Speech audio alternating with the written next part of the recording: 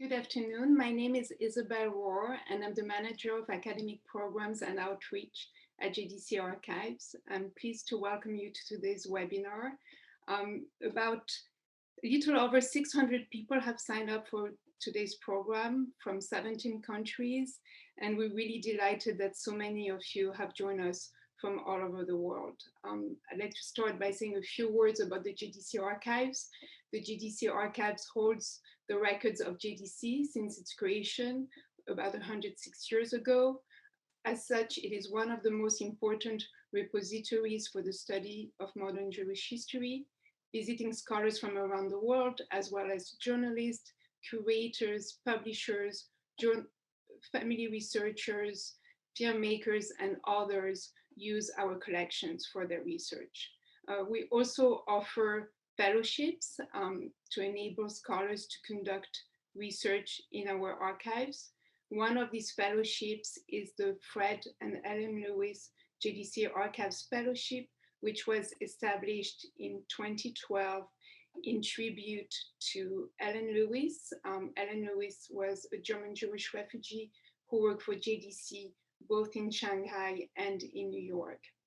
Our speaker today, Alexandra Kramen, was awarded the Fred and Ellen Lewis JDC Archives Fellowship for 2020.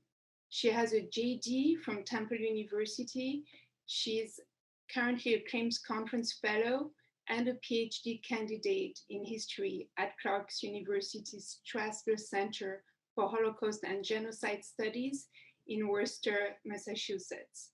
Her doctoral research has received additional support from the United States Holocaust Memorial Museum in Washington, D.C., as well as from the Institute for Contemporary History in Munich and from the Leo Baeck Institute in New York. The title of her lecture is Justice Pursued, the Struggle for Holocaust Justice in the Jewish Displaced Persons Community of Föhrenwald, 1945-1957.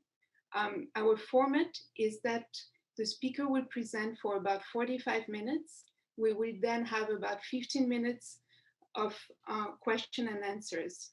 Please note that your microphones are turned off. You can send us questions through the Q&A function. You can send us questions at any time during the lecture. Alexandra Kramen will now start her lecture.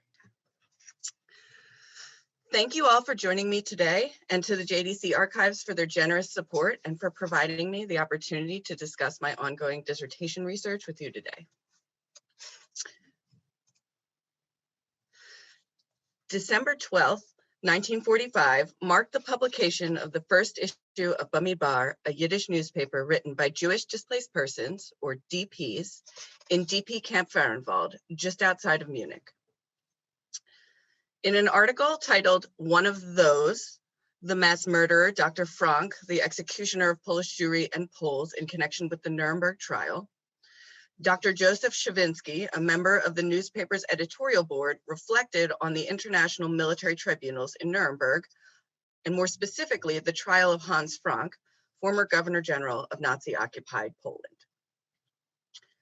Here, just 3 weeks after the commencement of the trial, Shavinsky asserted that regardless of whether he was found guilty, and no matter the crimes for which he was convicted, the Nuremberg trial could not possibly bring about justice for the crimes Frank committed as a perpetrator of the Holocaust. The process was deficient, he asserted, because of those who were sitting in judgment. Frank certainly must be judged, Shavinsky confirmed, but those sitting in judgment should be his victims. Only those who had lived under his authority and experienced his treacherous reign could understand the true nature of the crimes committed.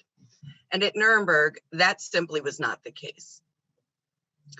The trial was furthermore insufficient due to its location. In Shavinsky's mind, Frank should have been tried at Wawel Castle in Krakow, the place of his murderous crimes, or as Shavinsky explained, quote, where Frank would feel the spirits of his millions of victims soaring with rage in the atmosphere, calling for revenge. Tens of thousands of widowed spouses, orphaned children, crippled and mentally broken people whose families have been destroyed at the hands of the murderer would gather, hovering furiously around Mount Wawel. Be it there, he exclaimed, but not in Nuremberg. Chvinsky made clear what justice in his eyes required in this particular instance of a specific justice mechanism. But what about other military tribunals and war crimes trials? And what of the perspectives of other survivors, particularly those forced to start life anew in post-war Germany, the land of their tormentors? In what other ways did these survivors conceive of justice, and to which actions and mechanisms did they turn when formal justice mechanisms, such as the international military tribunals in Nuremberg, failed to satisfy their justice needs? Dr. Chvinsky was not alone in his profound desire to see justice served in the aftermath of the Holocaust. For many Jewish survivors, the struggle to satisfy this need was a decades-long battle, beginning in the earliest days of liberation. The majority of survivors attempting to start life anew remained for years in post-war Europe, and specifically in post-war Germany in DP camps. Some of the first survivors to enter the DP camps had endured concentration camps and forced labor under the authority of Nazi Germany and other anti-Semitic states. Others had survived in hiding. Yet the vast majority of Jews arriving in the DP camps between 1945 and 1949 outlasted the war farther east, as prisoners in the labor camps of the Siberian Gulag, as refugees in Soviet Central Asia, or as laborers attracted by the Soviets' promise of work in large factory towns or on plantations, who instead faced harsh conditions in internment camps scattered throughout the Central Asian republics and the Russian Arctic. As survivors unable or unwilling to repatriate poured into the US occupation zone, a diverse DP community that had survived under disparate circumstances came to call Bavaria their temporary home.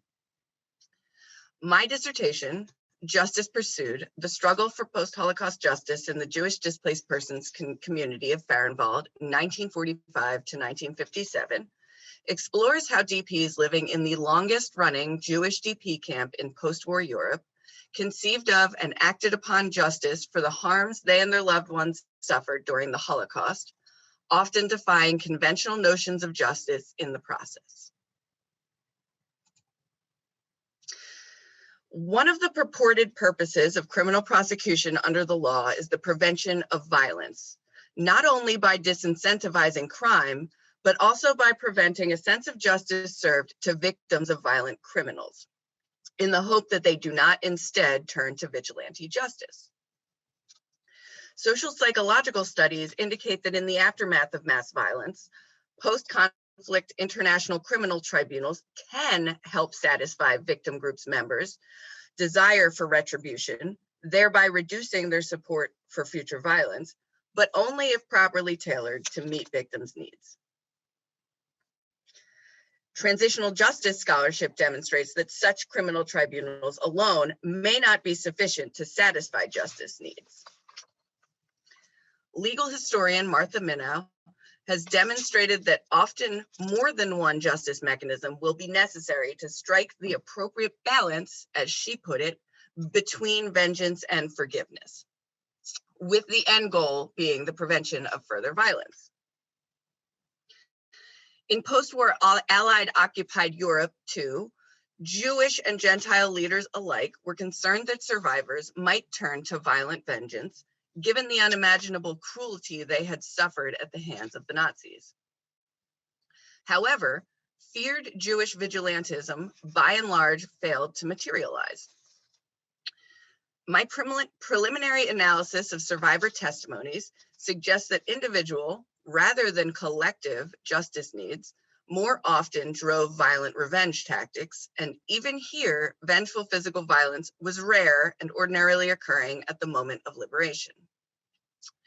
Far greater were instances of what philosopher Beryl Lang has called displaced or covert acts of reprisal that were symbolic and nonviolent in nature. In Lang's estimate, the well-known attempt at collective violent revenge by Abba Kovner's revenge group was the exception to the rule. And scholarship on the Jewish DP experience reveals a variety of notions of symbolic revenge tied to what one might deem pro-social activity. Historian Laura Yokush has found that for those individuals working to collect and record testimonies of survivors for the Jewish Historical Commissions, recording those testimonies on Nazi letterhead served restorative functions, including symbolic revenge. Historian Avinoam Pat has highlighted how DP youths working the land on kibbutzim established on formerly Nazi-held land defined their activity in terms of revenge as well.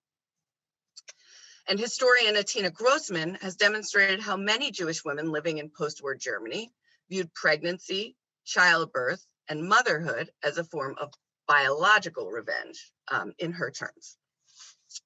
However, the diversity of justice mechanisms and concepts developed by and relied upon by Jewish survivors has yet to be explored in depth. At the same time, as Dr. Yakush has shown, there was great disappointment with the international military tribunals at Nuremberg among Jewish survivors. Many survivors' justice needs remained unsatisfied. Did these survivors find subsequent military tribunals more satisfactory? What opportunities outside of traditional formal legal processes did DPs create or rely upon to satisfy their needs? And how do these notions and acts challenge our preconceived notions of what justice after mass violence entails? The importance of these questions lies in their ability to speak not only to issues of Jewish agency during the Holocaust and its aftermath, but to matters of transitional justice in the aftermath of mass violence more broadly, which remain relevant to this day. To a greater degree than any other DP camp, Föhrenwald became a long-term home for a highly diverse community of Jewish DPs. At the most basic level, time drove the development of this home and community. Germany's surrender to the Allied forces in May 1945 brought an official end to the Nazi assault against European Jewry, but displacement did not end with the conclusion of the war. Far from it. In the case of those housed at DP Camp Föhrenwald, Holocaust engendered displacement continued as late as 1957, a full 12 years after Germany's defeat and the fall of the Nazi regime. Föhrenwald, along with all other DP camps in the US zone, initially fell under the administration of the United Nations Rehabilitation and Relief Administration, or UNRWA, under direct supervision of the American military government, commonly abbreviated as Office of the Military Government of the United States, or OMGUS. OMGUS and the US Army retained authority in Föhrenwald and all other camps in the US zone until the transfer of power to the German government and its police on December 1st, 1951. Living conditions in Föhrenwald were alarmingly poor from the start. And despite attempts to reduce the number of incoming DPs, overcrowding increased and the environment steadily deteriorated.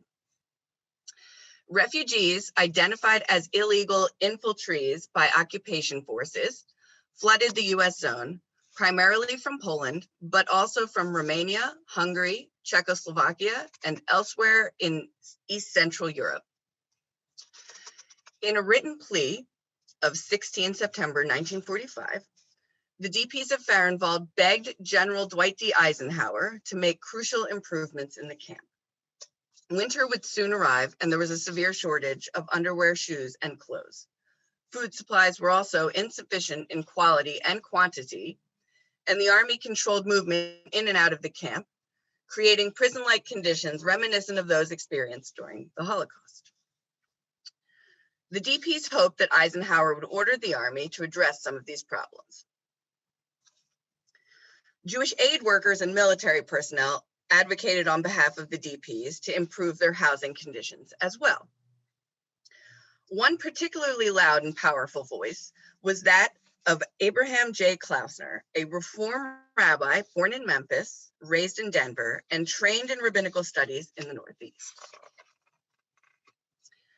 Among the first Americans to enter Dachau during its liberation, Rabbi Klausner was tasked with the primary responsibility of serving those liberated from the camp who were now DPs. His dedication to those DPs was so strong that 8 weeks later, he found himself breaking the law in order to continue advocating on their behalf when the military unit to which he was attached was ordered leave for rest and recreation. He was taken to a resort area where his unit would spend its leave, but he was conflicted about remaining there when the DPs still had such pressing needs. Almost reflexively, Klausner jumped into the back of the last truck returning to Dachau and secretly returned, beginning what he would later call an AWOL career, which spanned a number of years.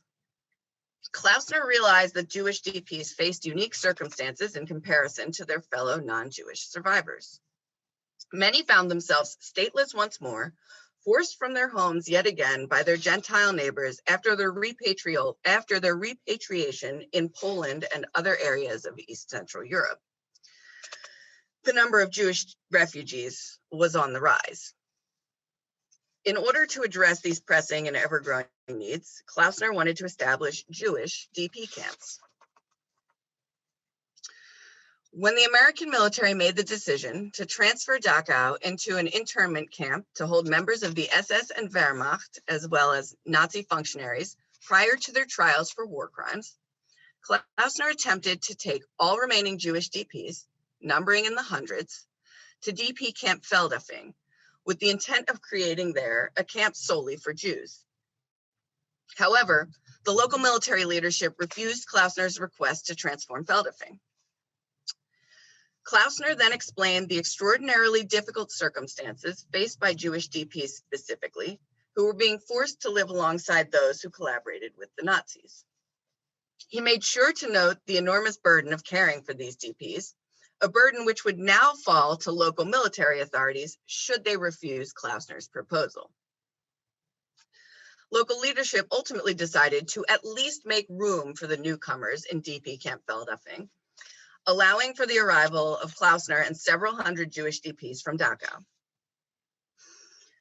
All the while, Klausner had been sending reports of his observations and conclusions to Jewish organizations in the United States, and U.S. Secretary of Treasury Henry Morgenthau had come across some of these reports.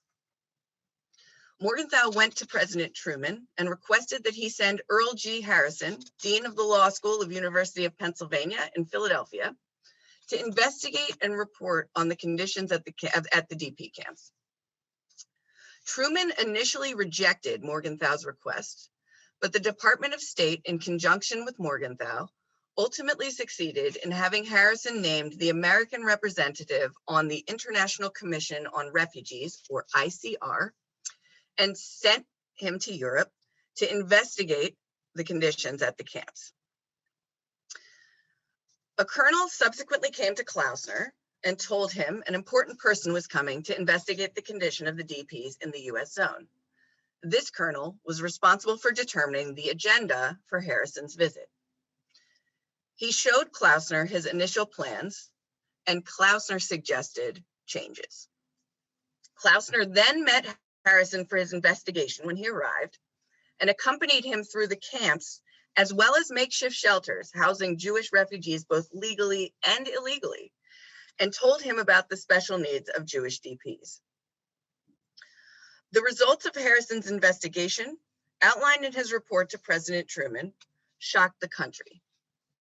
Within a month of Harrison's return from Europe in October 1945, Amges issued orders from General Eisenhower that UNRWA was to separate Jewish from Gentile DPs, dedicating certain camps, including Föhrenwald, for Jews alone. Private voluntary aid organizations joined the relief effort as well, with the American Jewish Joint Distribution Committee, or JDC, taking the lead. The JDC retained an active role in welfare services in Föhrenwald beyond the transfer of power to Germany, close to the time when the camp closed in 1957. Initially, however, the JDC needed additional manpower and found it in its British counterpart, the Jewish Committee for Relief Abroad, or JCRA, and its Jewish relief units. In this way, the JDC recruited Shea Abramovich and Miriam Warburg to establish and run Föhrenwald's Children's Center, which provided improved housing conditions and educational opportunities to the camp's unaccompanied youth. Abramovich and Warburg became unflagging advocates for Jewish adults and children during the conversion of the camp, proactively seeking and recruiting many groups of Jewish DPs from surrounding DP camps to move to Föhrenwald, including the revered Klausenberger Rebbe, Yekutiel Yehuda Halberstam, and his community of Hasidic followers. The conversion of Föhrenwald and several other camps into facilities for Jews was the first step towards improving the living conditions in the US zone DP camps and better addressing the Jewish DP's specific needs. Out of the conversion process, completed on October 10th, 1945, emerged a dynamic and multidimensional Jewish community that would decisively shape Föhrenwald's long 12-year history.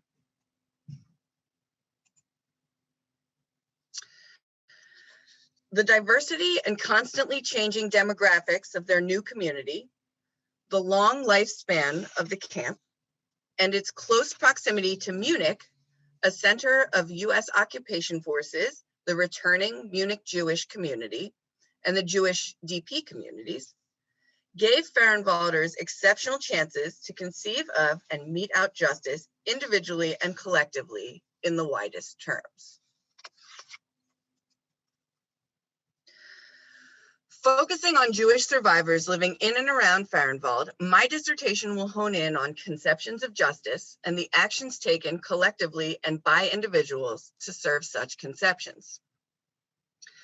Through thick description and analysis of Jews' quests in American-occupied Munich, Justice Pursued will serve as a case study of the complex negotiation of justice mechanisms in the aftermath of genocide. My study will thus offer a new perspective on how Jews coped with the trauma they experienced under the Nazi regime and reestablished a sense of justice in the process, while contributing more broadly to the study of transitional justice processes in the wake of mass violence. My project will focus on 4 areas of inquiry, beginning with an assessment of public justice narratives disseminated through the robust Yiddish press that developed across the US occupation zone. DPs living in Föhrenwald had access to their own Yiddish periodical, Bamidbar, as well as numerous papers printed by DPs in nearby camps, and those distributed by DP and survivor organizations, as well as American occupation authorities in Munich. These public discourses on matters of justice provided a frame of reference for DPs grappling with their own justice needs in yet another new and at least initially disorienting world order. They also provided a vehicle through which some survivors gave voice to their justice-related concerns at crucial moments in the transitional justice process, creating a public narrative of what Holocaust justice entailed and whether justice so conceived had been served. Responses in the Yiddish press to the international military tribunals at Nuremberg provided an early example of this phenomenon. What were Föhrenwald DP's contributions to and perceptions of this public discourse? How did Föhrenwald's Yiddish press address the military tribunals at Nuremberg and elsewhere? And how did they report on other crucial justice-related moments outside of formal trials? How did the varied coverage of key justice-seeking initiatives and events, their perceived failures, and the injustices left unaddressed affect individual and collective senses of justice within the camp?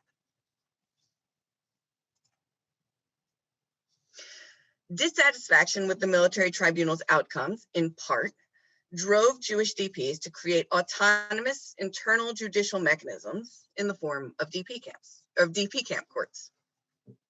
Independent of the international community's courts and tribunals, and partially staffed by DPs, yet limited in power by the occupation authorities, the Föhrenwald DP Camp Court is central to the history I explore. Föhrenwald's court received DP petitions averring a wide variety of injustices in their post-war daily lives, providing a window into individual notions of justice regarding all manner of matters.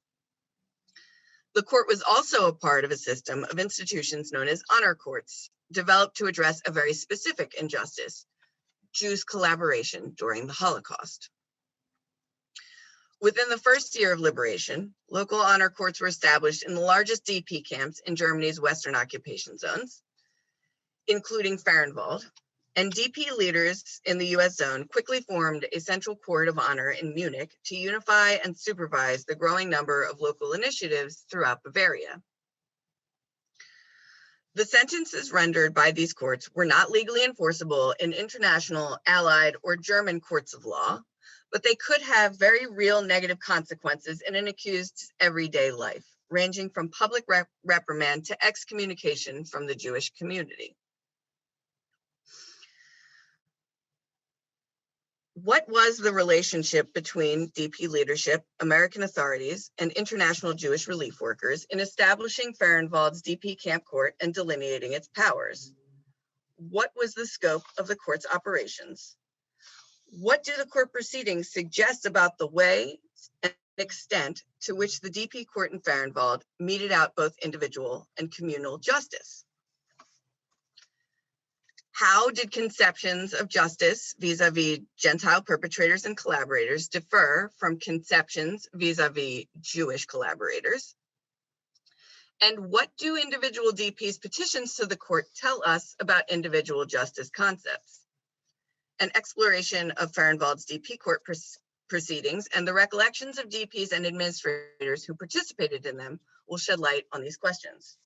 And I'm sorry, I just realized I skipped through the slide on that. So this is actually the slide for my next part. Justice Pursued will then drill down on the role of other important collective networks and initiatives in and around the camp, including Föhrenwald's Historical Commission branch, its Yiddish theater and other cultural activities, and the Zionist Youth Kibbutzim, agricultural training farm, and network of vocational training programs at the nearby Hochlandslager Annex. What role did these institutions fulfill on the individual and collective levels? Can we distill individual ideas of how justice might or should be served from Föhrenwald DP's interactions and involvement with these organizations and their missions? How did leadership define their respective missions vis-a-vis justice? And how did participating DP's perspectives on organizational activity compare? Among these collective institutions was the camp's Historical Commission, a branch of the Munich Central Jewish Historical Commission.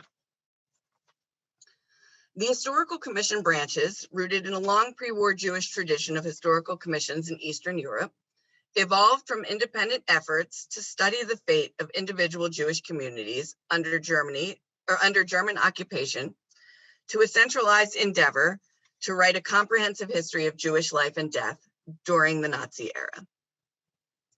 As historian Laura Yalkush has highlighted, these organizations also served a variety of restorative functions, including symbolic revenge. Why did DPs in Föhrenwald provide testimony and documentation to the camp's Historical Commission branch? Which Föhrenwalders became Sammlers, collecting testimonies on behalf of the Historical Commission, and why did they do so?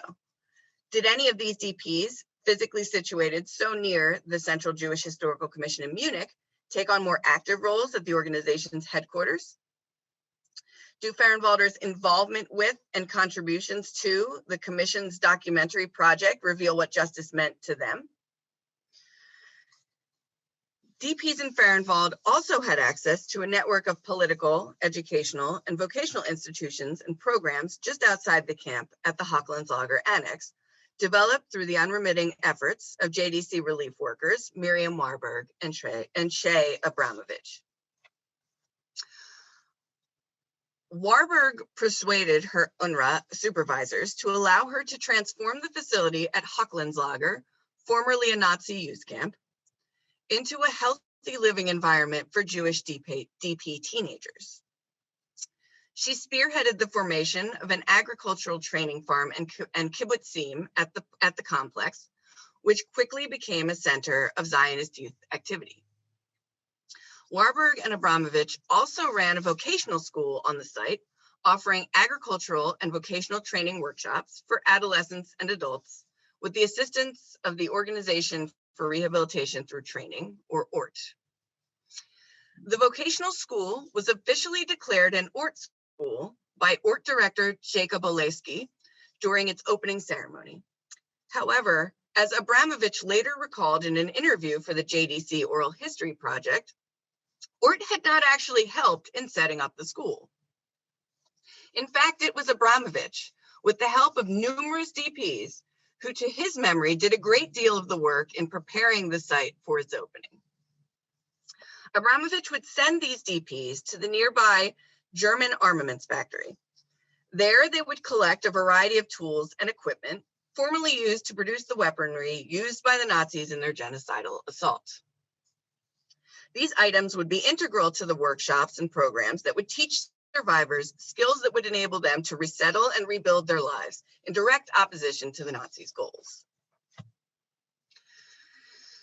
Evidence suggests that Jewish leadership and DPs in and around other DP centers viewed similar agricultural and vocational projects on German land as a matter of justice. For example, during a visit to Buchenwald in July 1945, the head of the Jewish agency's Aliyah department, Eliyahu Dobkin, encouraged DPs pushing to make Aliyah to remain in the kibbutz established for the camp's adolescents. As historian Avinoam Pat has observed, Dobkin saw the continued operation of kibbutz Buchenwald as a valuable form of symbolic protest. Whether Dobkin persuaded kibbutz Buchenwald's DPs of this is uncertain. Still, numerous officials beyond the Zionist framework, both American and Jewish, saw the seizure of former Nazis' farms for use as kibbutzim as a just punishment for their wartime deeds. Similarly, some DPs training at Kibbutz Nili, established on Julius Streicher's former estate in Plagersdorf, saw their agricultural work on the Nazi officials' land as revenge. Did the system of institutions developed by Warburg and Abramovich at Hochlandslager serve as outlets for justice or symbolic revenge for Föhrenwald's DPs? Did those DPs who helped Abramovich gather equipment from the German armaments factory for the vocational school at Hochlandslager view their activities as a matter of justice? And did Warburg and Abramovich, like Eliyahu Dobkin, define their activity on German land in justice-oriented terms?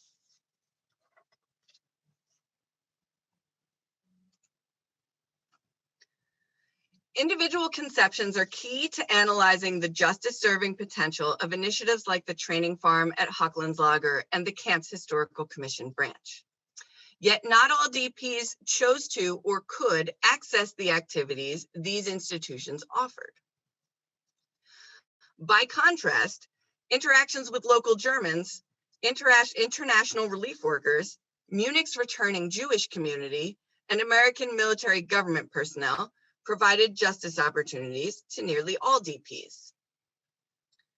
How did notions of and actions taken toward justice evolve in response to interactions with and treatment by American occupiers and administrators, relief workers, international Jewish organizations and communities, the returning local Jewish community, and local Germans?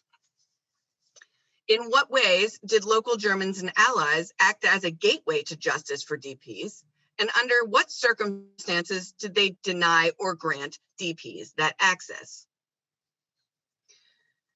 Did these social relations afford Jewish DPs in Föhrenwald opportunities to derive a sense of symbolic justice or revenge? my dissertation will scrutinize local interactions as potential vehicles of and obstacles to justice in and around Föhrenwald, tracing the evolution and satisfaction of individual justice needs in relation to these points of contact. If interactions with American occupiers and local Germans gave DPs opportunity to satisfy justice needs stemming from the Holocaust, they also created the potential for fresh injustices to develop. Though significantly less life-threatening or traumatic, these injustices nonetheless affected DPs meaningfully. Such new wounds shaped the ways DPs conceived of justice regarding their present circumstances, and those conceptions of justice often were entangled with the quest for Holocaust justice.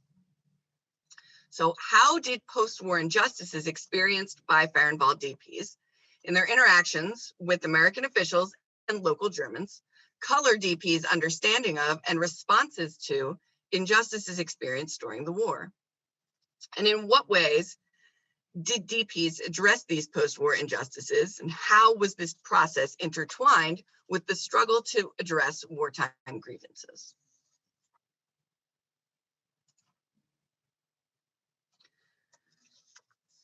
In answering these questions, I will rely on a wide variety of English, Yiddish, and German sources at the individual and organizational level, including various Yiddish periodicals, the files of the Central Committee of Liberated Jews in the US Zone, camp administrative files, including those of the DP Court and of the Hochlandslager Annex, Munich Central Historical Commission and Court of Honor files and questionnaires, personal papers, letters, oral histories, and unpublished and published diaries and memoirs of survivors, international organizational files, including those of the United Nations Relief and Rehabilitation Administration and the American Jewish Joint Distribution Committee, local German press, local Bavarian political organization files and government files, and Allied military court records. I will gather these documents from archives scattered across the globe, including the United States Holocaust Memorial Museum archives in Washington, D.C., the YIVO Institute for Jewish Research, the Leo Baeck Institute, and the JDC in New York City, Yad Vashem in Jerusalem, the Institute for Contemporary History, as well as the State Archive in Munich, the Wolfratshausen City Archives in Wolfratshausen, Germany, the Yale Library Fortunoff Video Archive for Holocaust Testimonies, the USC Shoah Foundation Visual History Archive, and the David Boder Interview Collection.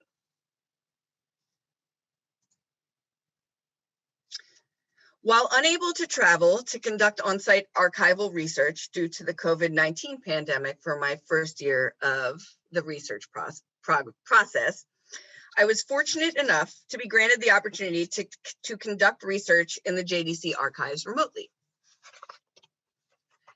In addition to collecting a variety of materials from their collection related to the camp, which I'm still working my way through, I've also spent a significant amount of time improving my Yiddish language skills and reading the full run of the camp's Yiddish newspaper, Bamidbar.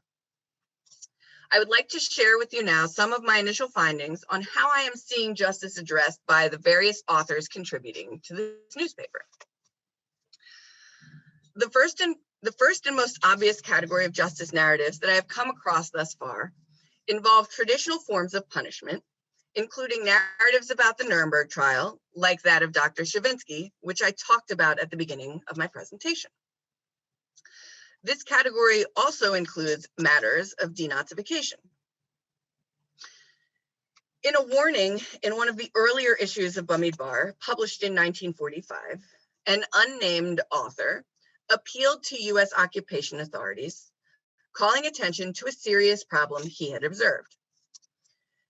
Concerned about high-ranking Nazis failing to be properly punished, the author asserted that hidden Nazis, who had returned to their former homes and were living among the Germans, were inciting their neighbors to anti-Semitism, leading Germans to falsely accuse Jewish DPs of criminal conduct, such as physical assault, armed threats, and plunder. These fears were not unsubstantiated. The US military and CIA employed numerous high-ranking Nazi officials after the war. In fact, Franz Joseph Huber, SS functionary and chief of the Nazi secret police for Vienna during the war, was employed by the CIA in the post-war period and was living and working in his hometown of Munich, just 30 kilometers away from the camp. Denazification proved more promise than reality in many cases, and here the author voiced his dissatisfaction with the failure to hold perpetrators responsible and levy appropriate punishment against them, while revealing the very real negative consequences experienced by DPs as a result. The author left occupying authorities with a concluding plea, quote, "Bloody dogs always want to bite if they are not kept on a leash. We urge the competent authorities, be careful with accusations against Jews. These accusations are false. And bind the Nazi dogs on chains," end quote. In another article related to denazification, but with a focus on national criminal responsibility, Dr. Chavinsky tackled the issue of peace treaty terms. Chavinsky saw the Treaty of Versailles as having given too little punishment to Germany. As a result, he argued, Hitler's Germany felt empowered to take on the risk involved when Germany, quote, "killed the best soldiers of the democratic idea, the Jews, millions of women and children, prisoners of war and scholars, destroyed cities, built gas chambers, and numerous crematoria." To Chavinsky, Nazi Germany was enabled to commit genocide in part because it did not fear international repercussion. And Chavinsky feared that history might repeat itself. Quote, "Many thousands of Nazi men who are already back in their homes," he warned, "raise their heads once more when they hear that on the other side of the sea, there has been a vote on rebuilding Germany, on a German federal government, and their own police and bureaucracy. Yet for those who more than anyone gave themselves as a sacrifice at the altar for the alliance of the United Democratic Forces, all doors are locked." The irony was not lost on Chavinsky. "There seem to be small flaws, eh?" he wryly inquired. "Small mistakes for a new Versailles, but in them the soul of the coming peace treaty will be melted again."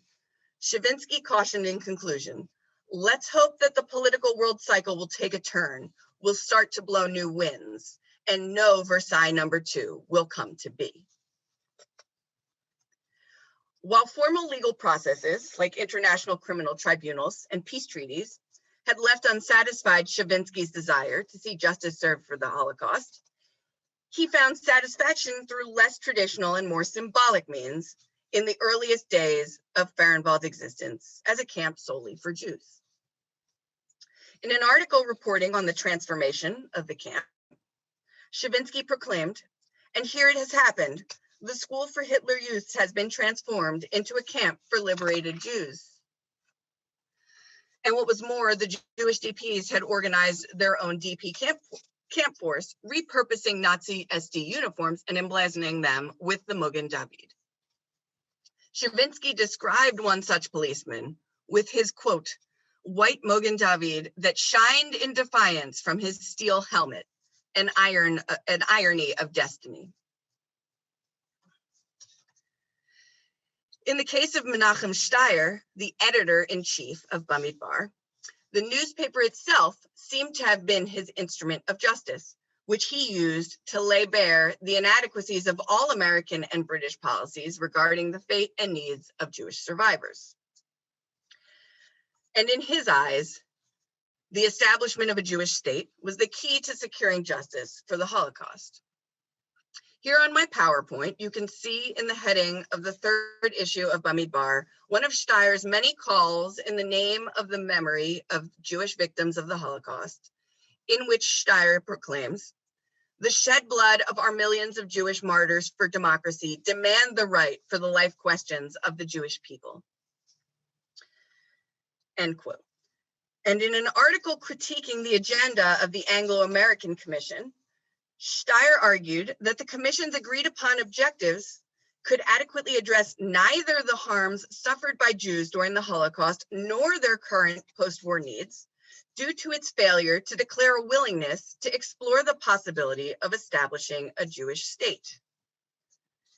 As a result, he advised DPs to refuse to cooperate with the commission.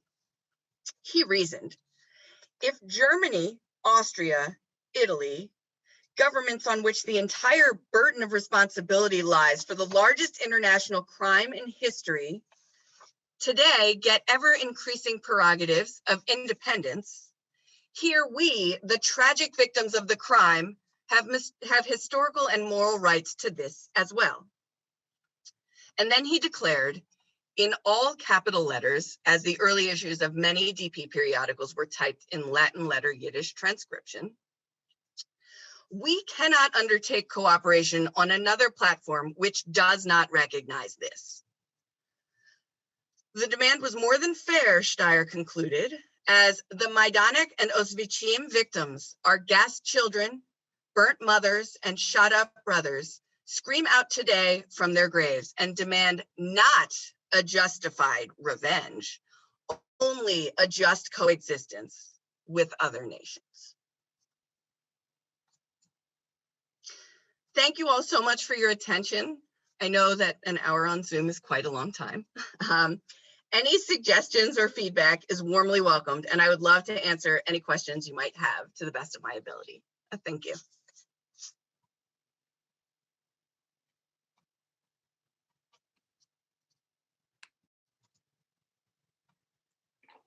Thank you, Alexandra, for a really interesting lecture. We will now open the floor to questions. Just a reminder that your microphones are turned off and that you can send questions through the Q&A function. And Alexandra, I see that we already have a number of questions that have been sent during the lecture. And we have, I'm going to try to group them a little bit. I see that we have a number of general questions on the topic of justice and justice after the Holocaust. So I will ask what the audience has asked, but as one question with several little questions in there. So one person asked, was there an idea in 1945, 1946 of the special nature of the crimes against Jews? Someone else asked, can there ever be a justice for the magnitude of cruelty, atrocities, and murder against all of European Jews? I don't know. This is a big question. And yeah, I think those two kind of encompass those questions. So, I guess I would say to the question about whether there can ever be justice, I don't think there is. There is no equal balance for what has happened when the atrocity is so great. However, as I think Martha Minow talks about in her research, there's usually a balance. Like we don't want to be demanding of victims to do something that is not within their power, like forgiving or forgiveness. That might not be a possibility. And as an international system, we also don't want violence to reoccur. So the goal of justice mechanisms is to find a balance that provides enough satisfaction to victims that they do not feel the need to turn to vigilante justice, but at the same time don't feel forced into a process that is not fair to them, that they do not want to engage in.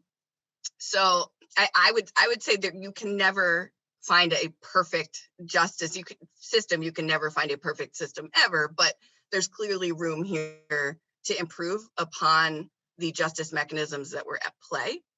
And with respect to the question about the understanding of genocide, I guess what I would call it, I have been seeing in Jews' descriptions of the crimes committed that among the survivors, there was an understanding that this crime had unbefore experienced aspects, and they tried to put those aspects into words.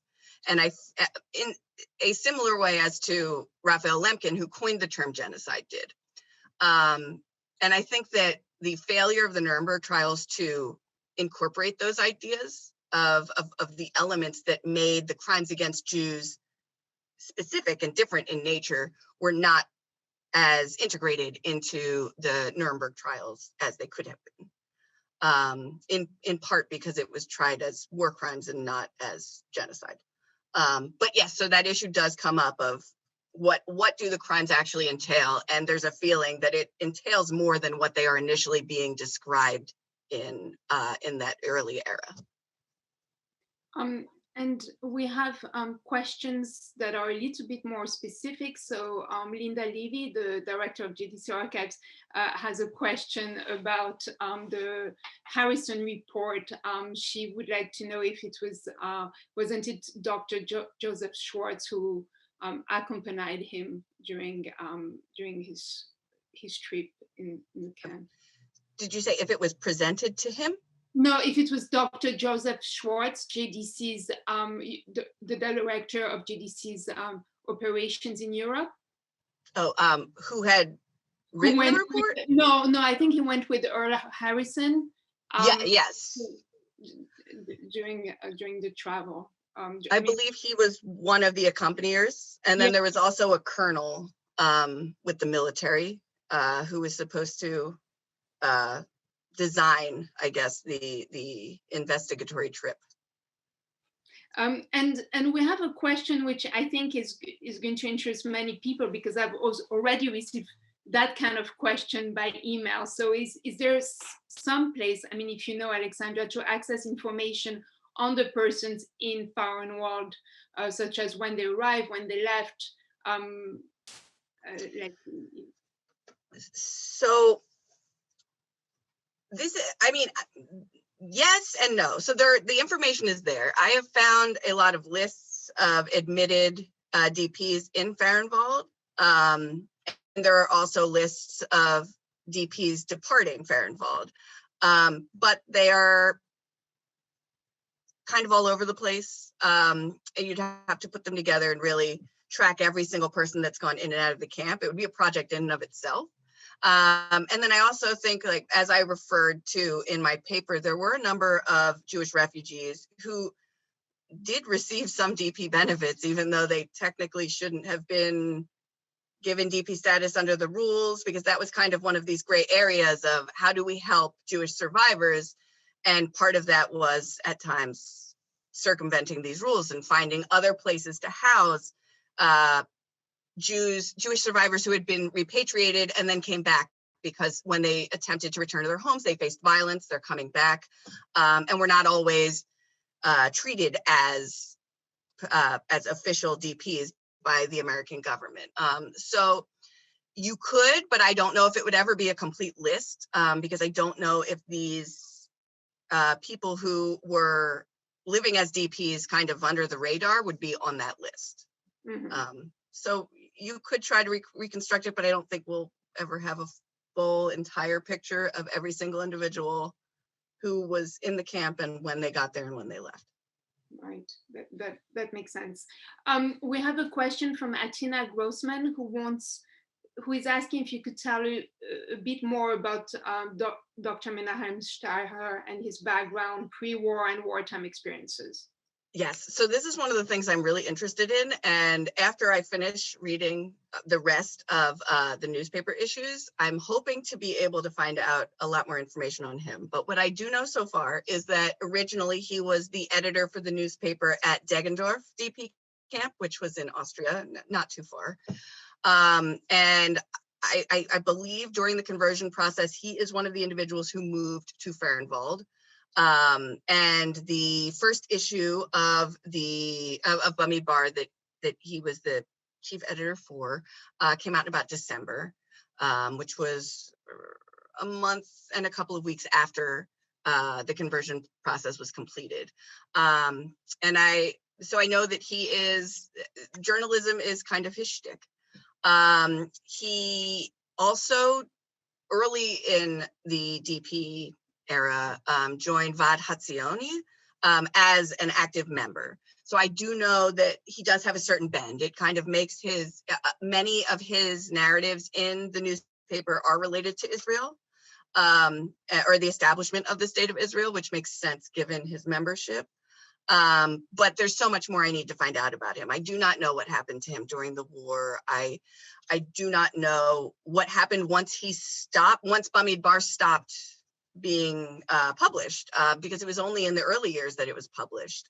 So, I mean, in other camps, the press ceased to be published because these individuals were elites and they had an easier time immigrating.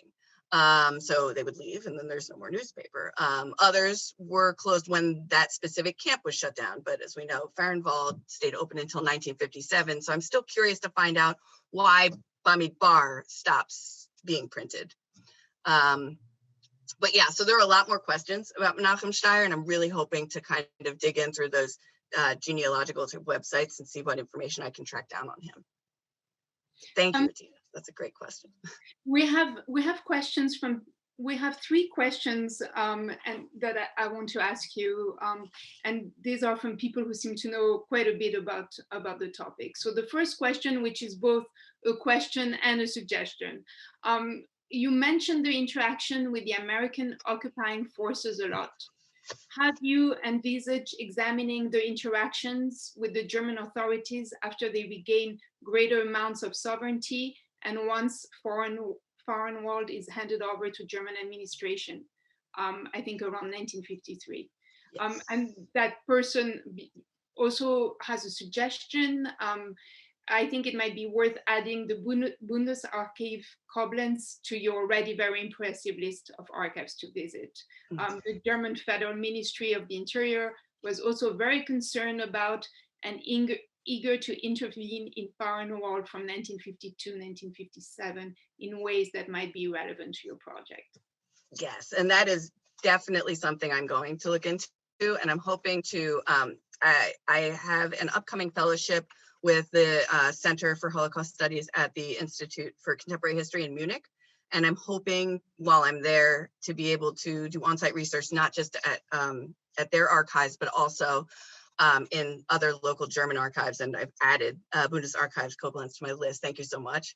To see what I can find on how they're interacting and also just how they're discussing DPs and the problems that they see as existing with that community. To kind of put into perspective DP's experiences with these different government officials. Let me see. We also have a message from Samuel Norwich. He writes, my father was director of Föhrenwald for the International Refugee Organization and then for JDC from 1951 to 1954, and we lived there from 1951 to 1956. I urge you to look into the case of Philipp Auerbach, Commissioner for Restitution in Bavaria, who was convicted in 1952 by former Nazi judges of embezzling funds and committed suicide. The main street of Föhrenwald was renamed by the DPs from California Street to Auerbach Street. So I don't know. I mean, if you want to tell a little, you seem to be aware of this, and if you his case is so sad. That and also very interesting, and that is one of the events that I have on my list to look for in testimonies of how people are reacting to these trials, to this trial, and the treatment of him and what happens to him afterwards. For sure. Thank you so much for that. Okay. Let's see. How were the collaborators dealt with? That is a question I'm hoping to answer after I finish the research on that part. So I'm going to have to go into the honor court files to retrieve this information. And it has been a very long process of gaining access to those materials because they are very protected, to make sure that people do not use those records for untoward purposes. So I am hoping to be able to return to Yad Vashem, not this summer, but the following summer, to actually see how these cases played out in court, as opposed to just then. Right now, I just have testimonies of people talking about either them petitioning about a person that they believed might have collaborated, or talking about their own experiences being accused. So it definitely, I need to do some more research on that. One person writes, I was particularly struck by the article warning against the Second Versailles. Does your initial research suggest other comparisons to or continuities with the post-World War I period?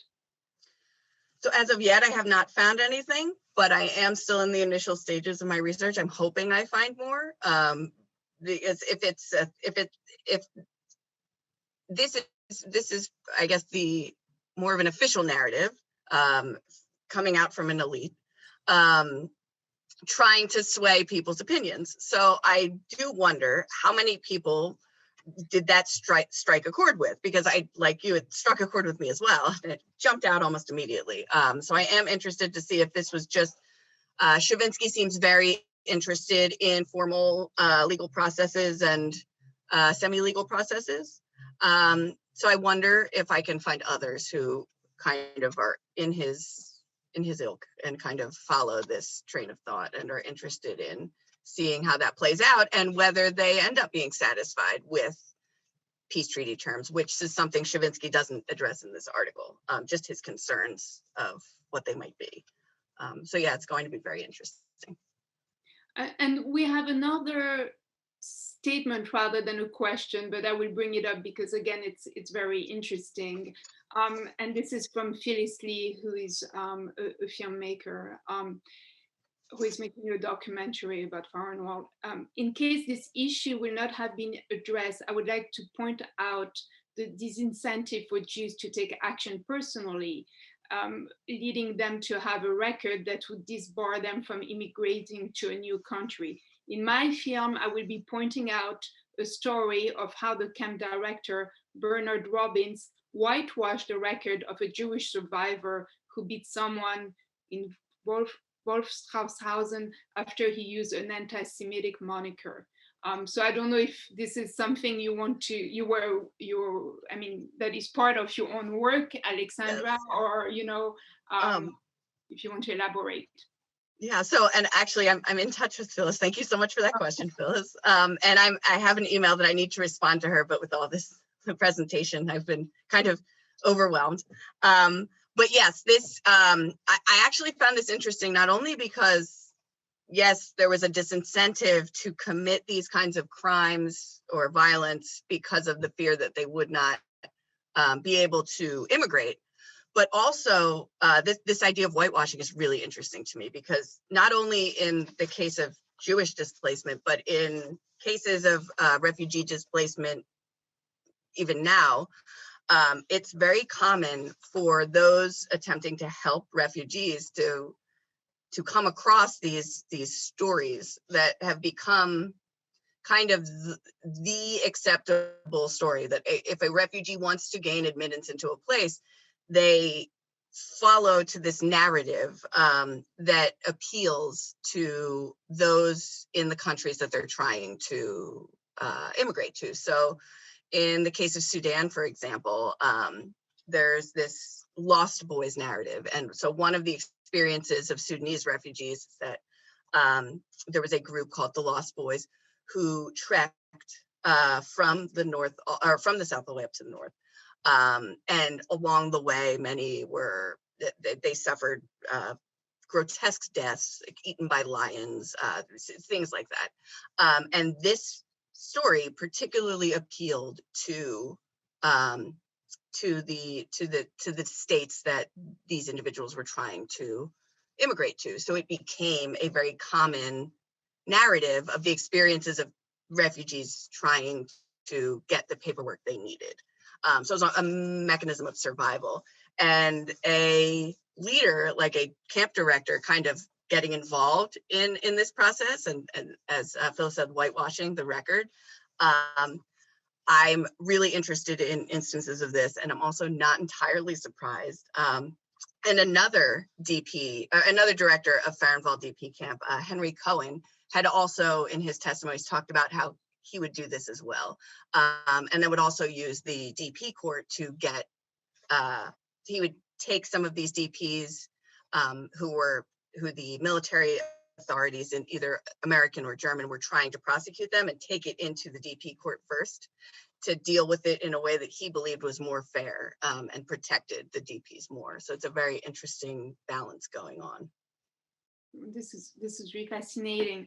We have time for about two more. I'll ask you two more questions. Thinking about, this is a question from Sarah Halpern.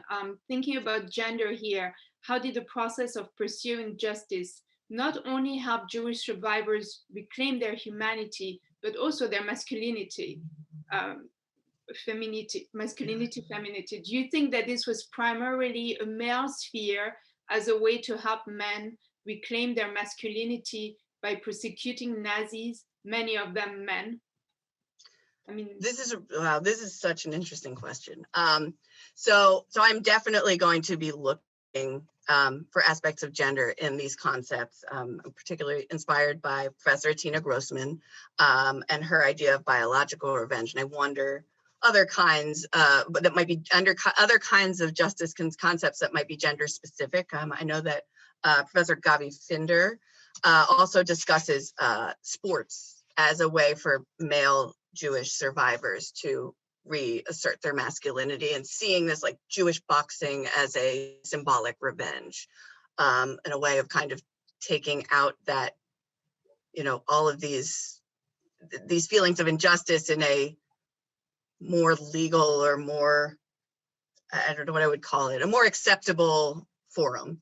So I am on the lookout for things related to childbirth, child rearing, as Tina Grossman has pointed out, and then in sports, as Gabriel Finder has pointed out. And I'm also very interested to see most of the stories about DP sports seem to be male DPs gaining this sense of symbolic revenge. And I wonder, did women, and I've seen some pictures of Jewish DP women playing volleyball or being involved in track.